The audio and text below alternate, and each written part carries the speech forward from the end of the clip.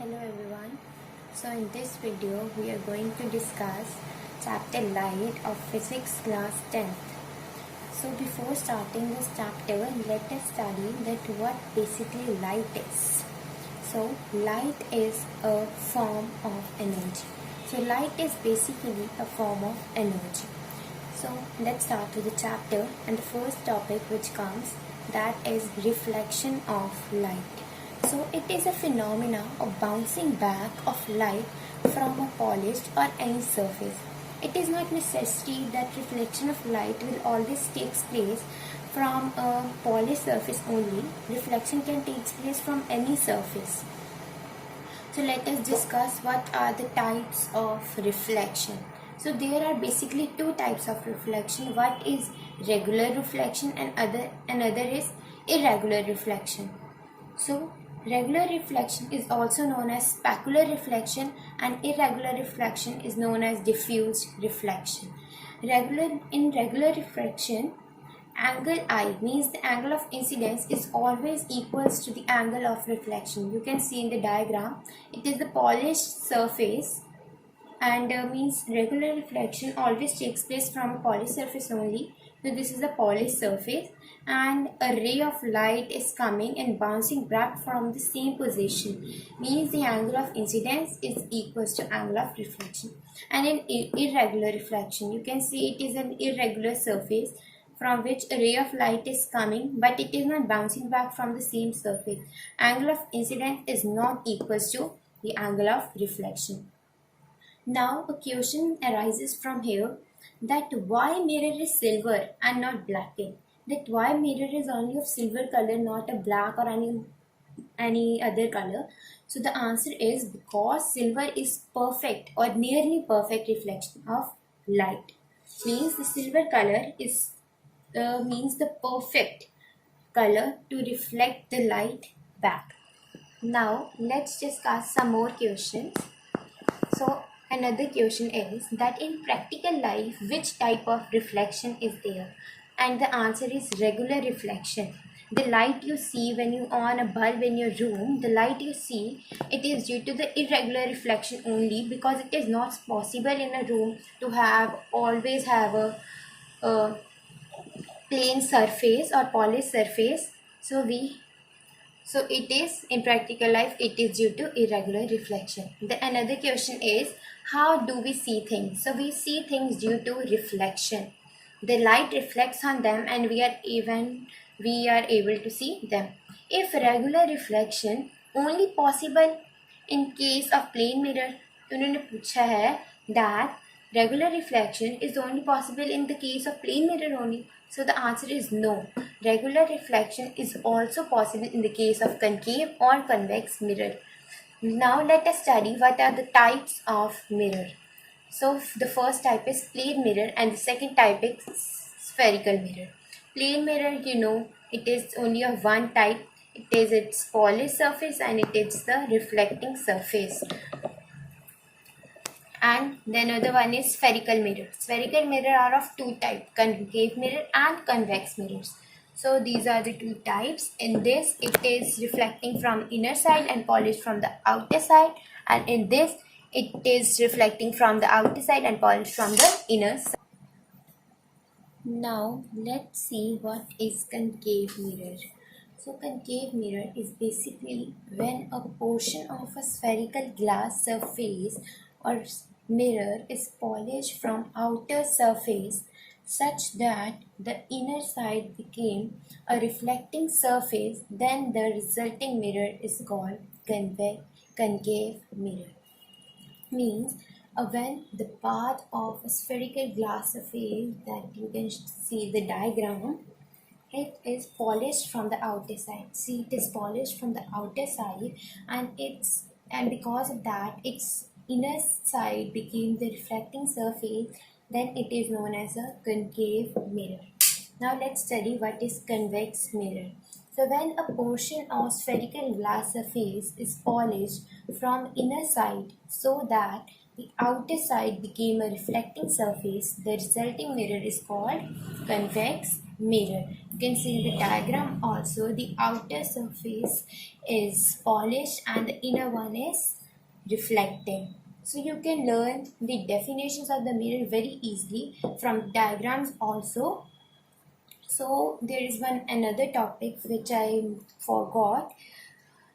So that is, what is a ray of light? So a ray of light is basically a fine beam of light which is taken from the space. So now let us study what are the laws of reflection. So laws of reflection are only for regular reflection only. So let us study what are the laws. So in the laws first come that angle of incidence is always equals to the angle of reflection.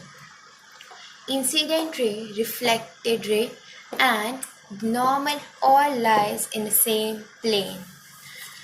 Means the reflected ray which will reflect and the incident ray and the reflected ray will reflect it and the normal it all lies on the same plane. You can see it is the same plane and it all lies in this plane only. So now let's study what is the image formation by a plane mirror. We will consider only regular reflection for a plane mirror. For image formation, minimum 2 rays are required. So now a question arrives that if a ray of light is getting incident normally on a plane mirror, find the ray of angle of reflection. So if a ray of light will normally incident on a plane mirror, the angle of reflection will be 0 and the reflected ray will retrace its path. It means on a plane mirror, whenever a ray of light will incident normally, the angle of reflection is always 0 because the reflected ray will retrace its path. Means it will come also from here and it will go also from here. Now let us study what is the basic terminology regarding image formation.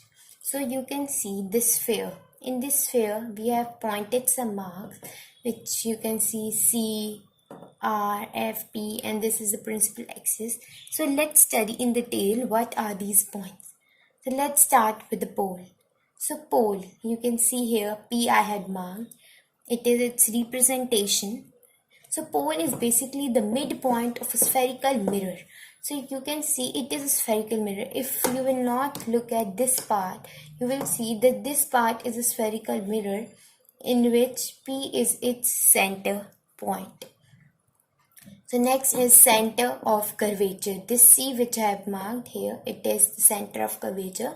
The center of the sphere of which mirror is a part. So it is the center of the sphere of which mirror is a part. So concave and convex mirror, as we have studied earlier, that it is the part of a spherical mirror. So of the spherical mirror, center of curvature is the center. So now the next is radius of curvature, the R which I had marked here. It is the distance between pole to center of curvature.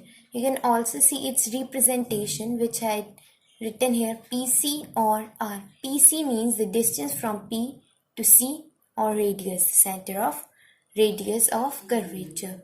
Next is principal axis.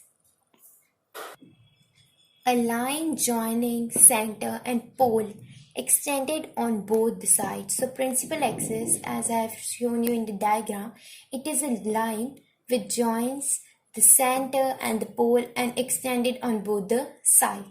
Now what is focus? Distance between the pole and the focus. It is focal length. The distance between the focus and the pole, it is known as focal length. It is the define of focus. Focus is basically the midpoint of pole and the center of curvature. Now let's see what is aperture. So aperture is the effective diameter of the mirror. A plane mirror can be considered to be a part of very large spherical mirror. So the radius of curvature focal length is infinite. So you can consider a plane mirror to be a part of a very large spherical mirror, and that's why the radius of curvature and the focal length of a plane mirror is infinity. So this was the video. I will came with another video in which we'll discuss the formation in case of spherical mirror, and we'll discuss the topic of lenses also. So till then, if you'll find this video effective or helpful, you can like and subscribe my channel and also share it with your friends. Thank you.